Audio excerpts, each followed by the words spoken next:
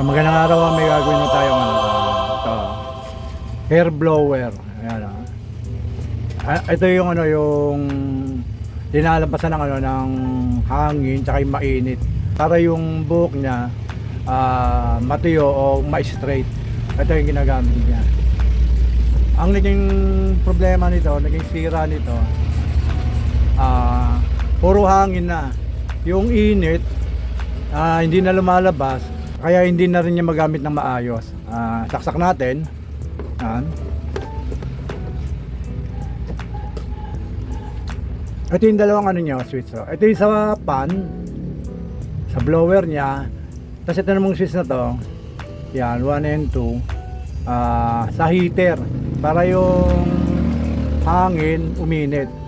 Buksan natin yung pan. Yun.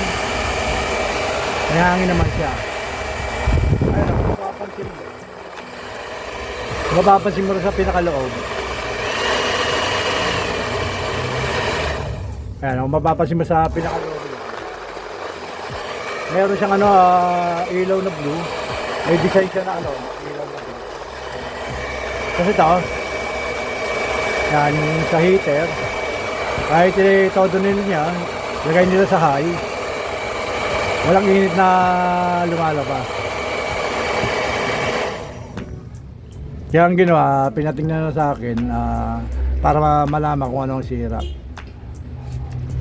Bali, ang gagawin natin dito, ang tututukan natin yung oil niya rito sa gitna rito, yung kasi nagbibigay ng ng init, yun ang heater niya.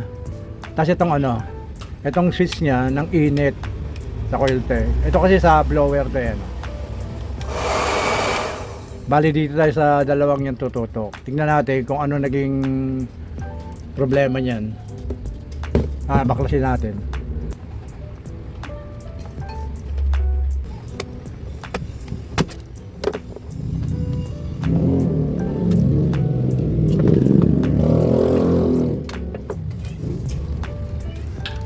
Ayan yung loob nyo. Ito yung pinakapan ng blower.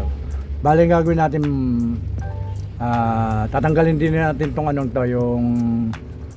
itong pan na to hanggang dito yan, para makita natin yung pinaka heater nya, yung coil.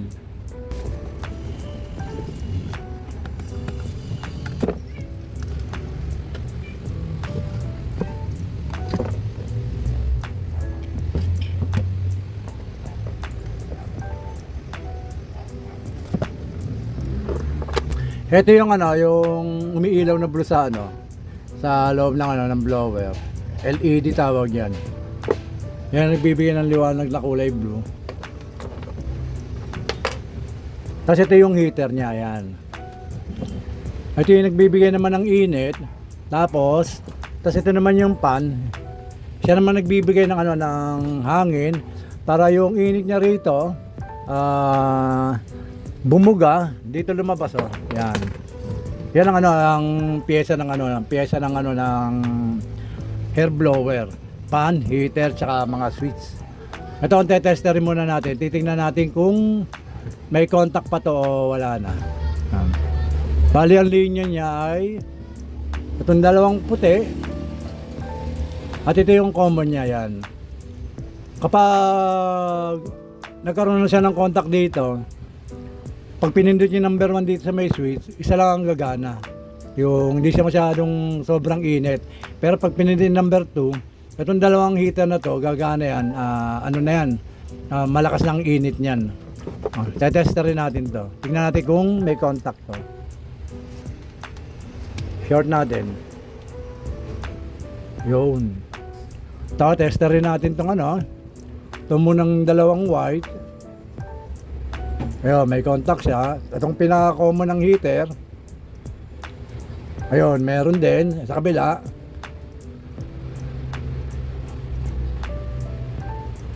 Ayun, meron din. Ibig sabihin, yung heater niya hindi sira.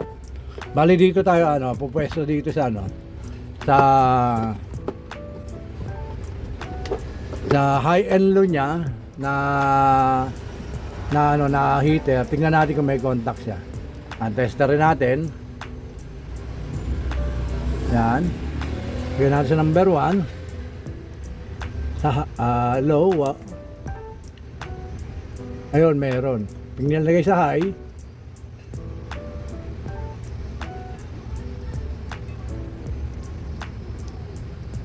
high,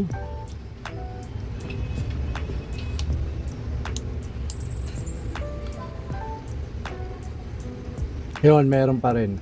Ibig sabihin, hindi sira yung ano, yung heater, hindi sira yung ano, yung yung pinaka on and off niya ng heater din. Yan o, ayun yung contact niya. Ito siya. Itong puting to, yung pumunta rito sa heater. Yan. Bali itong linyang to. Ito yung galing sa cordon. Yan, galing sa cordon. Ito yung dalawang yan. Bali yung kinalabasan ng linya niya, yung kulay brown. Dito kumapit, tapos dito lumabas. Papunta rin sa may pinaka-heater ng ano, pinaka-heater ng on and off ng ano, ng switch na to. Yan. Bali to, tetester natin kung may contact siya. Bali ang nakalagay sa kanya ay ano yan. 10 ampere. Yan, 250 volt. Ibig sabihin, fusible siya. Pag ito nagkaroon ng contact, magkakaroon siya ng kuryente rito sa sa may switch ng ng heater. Pero pag ito na wala ng contact, ibig sabihin walang pumapasok na kuryente dito sa heater. Ang gagawin natin, tester natin to kung may contact siya. Ayun, wala. Kabila. Ayun, wala pa rin. Ibig sabihin, nag-open na siya.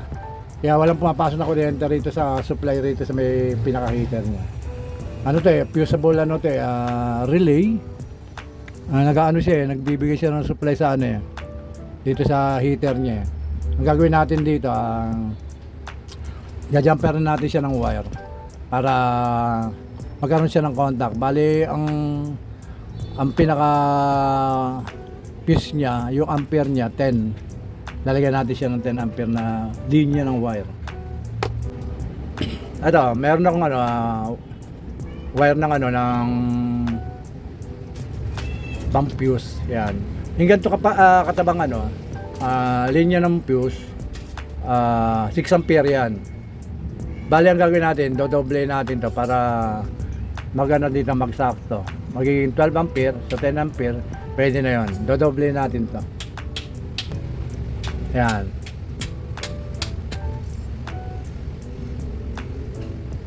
I-jumper natin to dito.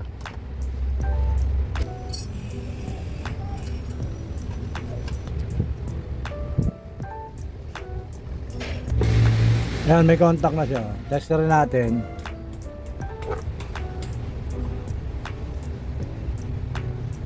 Ayun, meron na. Bali, ang gagawin natin actual natin siyang pagganahin ng ganyan. Titingnan natin kung iinit to. Malalaman to kung umiinit itong heater na to. Bumabaga yan. Kung hindi man bumaga, lalagyan natin siya ng ng plastic. Titingnan natin kung siya, kung matutunaw rito sa pinaka-coil yung pinaka-coil na to. Kasi ito yung ito yung nagbibigay ng init sa may hair blower. Ayan. Na-actual natin siya ng ganyan.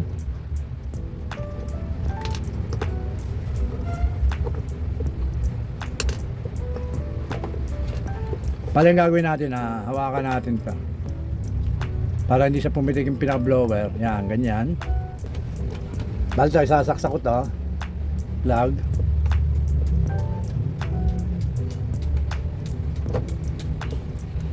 Buksan natin itong ito munang pan.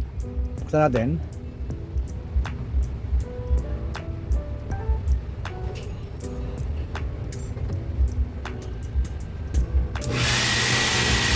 Ayun, may ilaw na rin. Baling gagawin natin itong isang switch.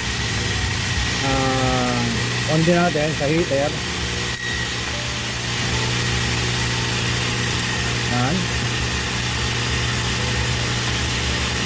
Yan, tinodo natin.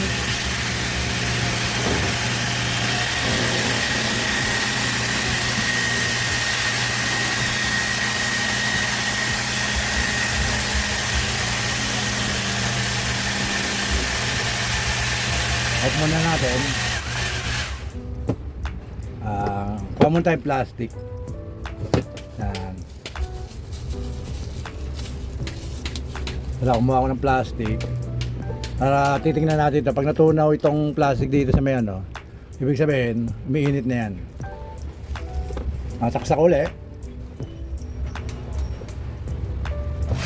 Yan. Ito, tingnan natin ito. Matutunaw.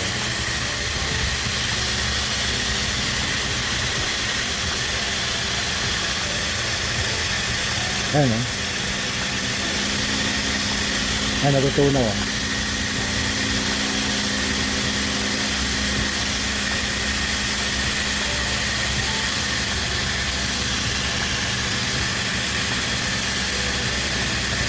Ayan o. Maluto. Ito, kita naman itong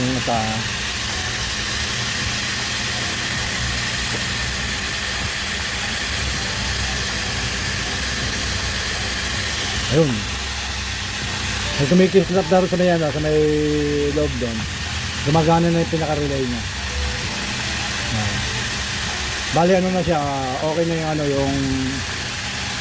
yung blower na to. Umiinit na yun. Patayin natin. Bigyan ulit natin ito ng plastic. Kung matutunaw. Ayan o. Kumukulubot na. Bale, naging problema lang itong ano. Itong ano niya, yung relays. Yung relay niya na ano, yung fusible relay niya nag-off na. Kaya hindi na siya nagbibigay ng init dito. Bali ngayon, okay na to. May ano na to. May init na magagamit na uli ng may-ari ito. Okay po, maraming po salamat sa panonood. Basta watch, share, and subscribe lang po kayo sa mga ginagawa ko para at least susubaybayan niyo. Sige po, maraming po salamat.